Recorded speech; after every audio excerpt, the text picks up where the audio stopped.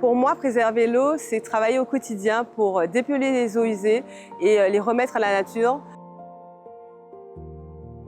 Je m'appelle Karen Zami, je suis chef d'agence métier assainissement au sein de la Société martiniquaise des eaux depuis 15 ans. Mon rôle aujourd'hui est d'encadrer et de manager une équipe de 50 personnes qui travaillent au quotidien pour exploiter, entretenir les ouvrages assainissement qui permettent de dépolluer l'eau usée dans le territoire de la Martinique.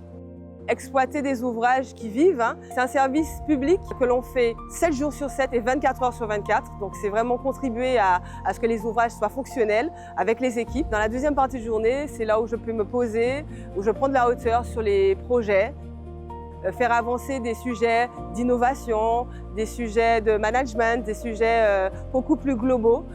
L'assainissement est un enjeu majeur pour la Martinique car nous sommes une île. Ou comme on dit dans l'expression, toute l'eau à aller en mer.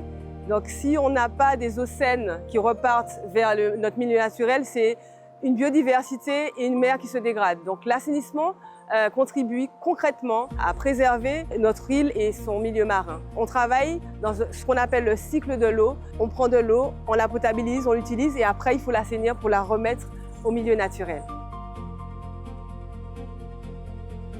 Préserver son environnement, c'est de ne pas gaspiller l'eau déjà. Parce que plus on a de l'eau à traiter, plus il y aura des conséquences sur les ouvrages qui sont ici. Le fait de concrètement faire attention à ce que l'on met dans l'eau agit directement sur la préservation de l'environnement puisqu'on ne va pas impacter sur la chaîne et le traitement derrière. Sur les usages domestiques, donc on va à la douche, on va au WC, on utilise pour la cuisine, mais ce sont des déchets qui sont assimilables par les systèmes. Mais si on commence à mettre des lingettes, on commence à mettre des déchets solides, c'est toute cette chaîne-là qui va être compliquée et qui vont entraîner des dysfonctionnements.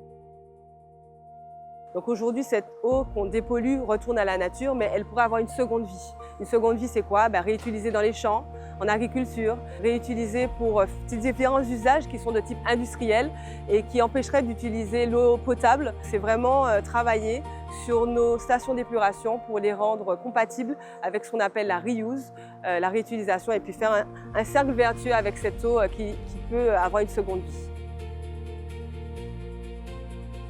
Alors le message que j'aimerais passer aux jeunes filles qui s'intéressent à ce domaine, c'est vrai qu'on n'est pas nombreuses, mais de s'accrocher et on a toute notre place, aussi bien les hommes que les femmes, pour pouvoir contribuer quand on est motivé à agir concrètement pour préserver l'environnement et agir dans le domaine de l'eau parce que c'est l'avenir. L'eau, c'est la vie et sans eau, on ne fait rien.